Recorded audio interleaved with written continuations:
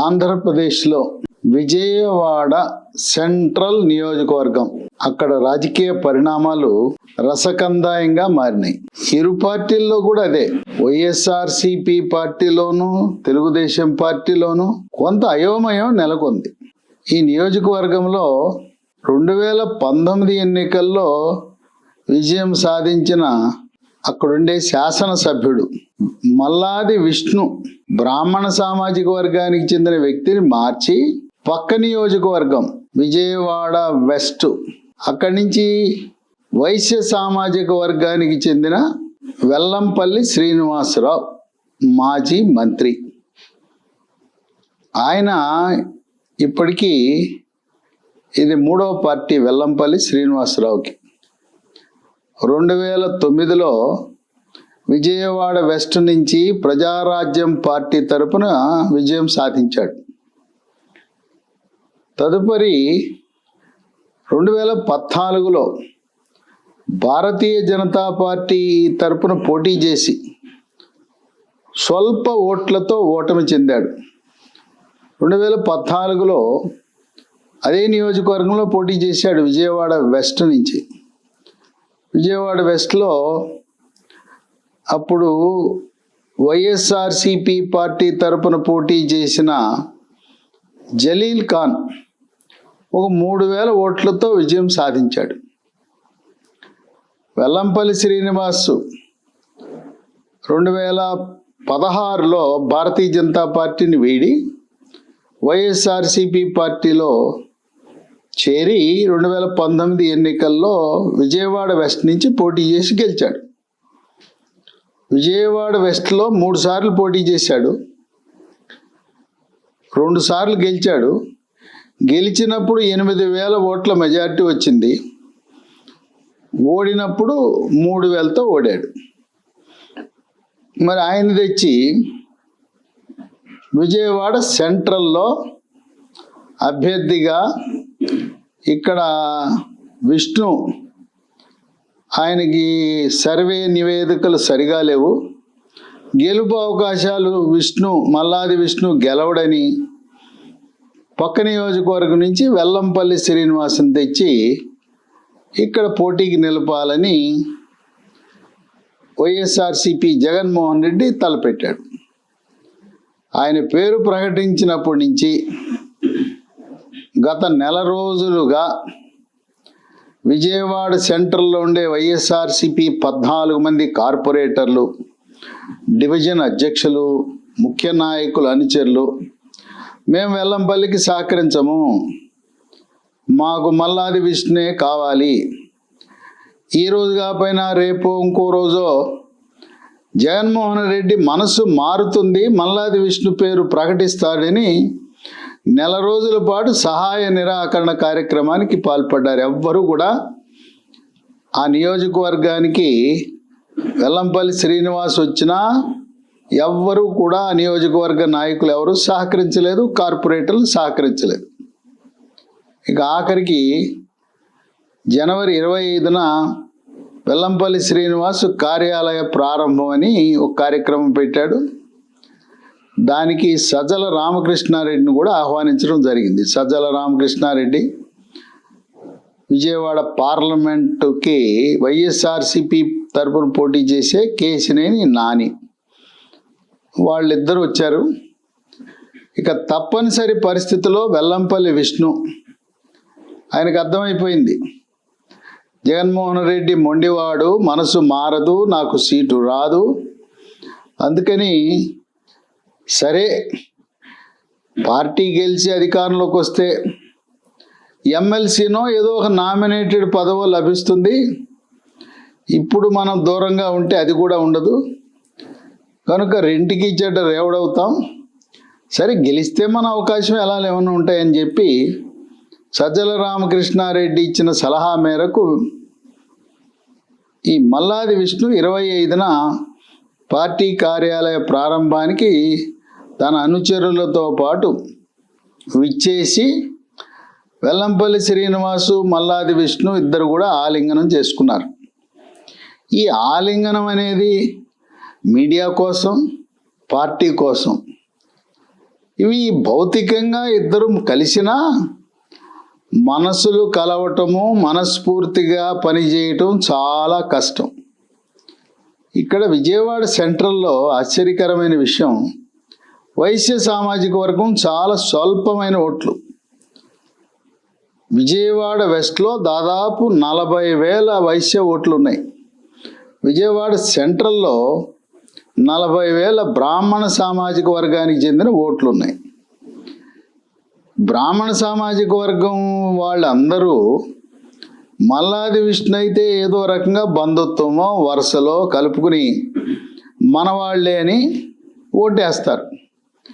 మనవాడికి seat తిరస్కరించారనే కోపంతో విజయవాడ సెంట్రల్లో ఉండే బ్రాహ్మణ సామాజిక వర్గం ఎవరూ కూడా క్రైస్తవ బ్యాక్గ్రౌండ్తో ఉన్న వైఎస్ఆర్సీపీ పార్టీకి ఓటు వేసే పరిస్థితి లేదు. సరే, విష్ణు వెనకాలండే నాయకులు, కార్పొరేటర్లు, డివిజనల్ అధ్యక్షుల వరకే పరిమితం. కానీ అక్కడ ఓట్లు బదిలీ అవటం, మల్లాదికి విష్ణుకు పడిన ఓట్లు వైఎస్ఆర్సీపీ వెల్లంపల్లికి బదిలీ అవటం అసంభవం, కష్టసాధ్యము, దుస్సాధ్యం. ఇంకోటి ఏంటంటే, జనవరి 22న ప్రధానమంత్రి మోదీ అయోధ్యలో శ్రీరాముని ప్రాణ ప్రతిష్ఠ చేసిన తరువాత దేశమంతా కూడా జై శ్రీరామ్ అనే పదంతో మార్మోగుతున్న తరుణంలో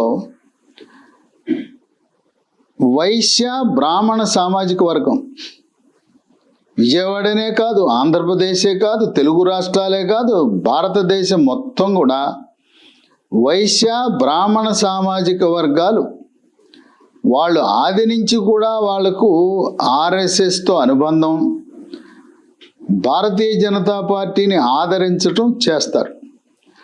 అందువల్ల త్వరలో జనసేన, తెలుగుదేశంతో పాటు భారతీయ జనతా పార్టీ కూడా కూటమిలో భాగస్వామ్యం అయిన తరుణంలో విజయవాడ సెంట్రల్లో ఉండే బ్రాహ్మణ సామాజిక వర్గ ఓట్లు వైఎస్ఆర్సీపీ వెల్లంపల్లి శ్రీనివాస్కి వేసే అవకాశం చాలా తక్కువ. ఆ పొత్తులో భాగమైన తెలుగుదేశం పార్టీ అభ్యర్థికి ఓట్లు పడే అవకాశం కనపడతా ఉంది. ఇంకోటి గమనించవలసిన విషయం ఏంటంటే, 2009లో వెల్లంపల్లి విష్ణు కాంగ్రెస్ పార్టీ తరపున విజయం సాధించాడు. ఆయన అప్పుడు గెలిచినప్పుడు ఎంత గొప్ప మెజారిటీ ఏం రాలా. అప్పుడు 2009లో సమీప ప్రత్యర్థి వంగవీటి రాధాకృష్ణ ఆయన 848 ఓట్లతో ఓడిపోయాడు. అంటే 2009లో కాంగ్రెస్ పార్టీ తరపున విష్ణు ఏమీ ఘనమైన మెజారిటీ ఏమి రాలా. ఏదో చావు తప్పి కనులొట్టపోయిన చందాన గెలిచామంటే గెలిచామని గెలిచాడు. 2014లో వెల్లంపల్లి ఈయన మల్లాది విష్ణుకి సీట్ ఇవ్వలేదు, జగన్మోహన్ రెడ్డి సీట్ ఇవ్వలేదు. సీట్ ఇవ్వకుండా అక్కడ గౌతమ్ రెడ్డికి ఇచ్చాడు సీటు. గౌతమ్ రెడ్డికి ఇస్తే గౌతమ్ రెడ్డి అసలు కృష్ణా జిల్లాలో రెడ్డి సామాజిక వర్గం అతి తక్కువ ఉన్నారు, ఎక్కడో కొద్ది మంది మాత్రం ఉన్నారు. అటువంటి ఆ రెడ్డి సామాజిక వర్గం ఇవ్వటం వల్ల దాదాపు 30,000 తేడాతో ఓటమి చెందాడు గౌతమ్ రెడ్డి. అంటే బ్రాహ్మణ సామాజిక వర్గం ఎవ్వరు కూడా గౌతమ్ రెడ్డికి ఓటు వేయలేదు. పైగా ఈ బ్రాహ్మణులు కొంత వాళ్ళు శుద్ధ హిందువులు కనుక క్రైస్తవ మతాన్ని వ్యతిరేకించే గుణం ఉంటుంది. కానీ మల్లాది విష్ణు మనవాడు, మన బంధువు, మన ఆప్తుడు. రాష్ట్రంలో వాళ్ళు ఇచ్చేదే 1-2 సీట్లు ఇస్తారు రాజకీయ పార్టీలు. మన ప్రాతినిధ్యం ఉండాలి అని చెప్పి మల్లాది విష్ణుని బాపట్లలో కోన రఘుపతి, కోన ప్రభాకర్రావు కుమారుడు, ఆయన కూడా బ్రాహ్మణుడే. కనుక వైఎస్ఆర్సీపీలో ఉన్న కులాన్ని బట్టి బ్రాహ్మణ సామాజిక వర్గం వాళ్ళని ఆదరించడం అనేది జరుగుతూ ఉంటుంది. ఇక 2019కి వచ్చేసరికి ఈ సీటు వంగవీటి రాధాకృష్ణ పట్టుబట్టాడు నాకు ఇవ్వాలని. వైఎస్ఆర్సీపీ జగన్మోహన్ రెడ్డి దగ్గరికి వెళ్ళి నాకు విజయవాడ సెంట్రల్ కావాలి, ఇచ్చే తీరాలన్నాడు. ఆయన 2014లో వంగవీటి రాధాకృష్ణ విజయవాడ ఈస్ట్లో పోటీ చేసి ఓడిపోతే అక్కడ గద్దె రామ్మోహన్ రావు తెలుగుదేశం పార్టీ తరఫున విజయం సాధించాడు.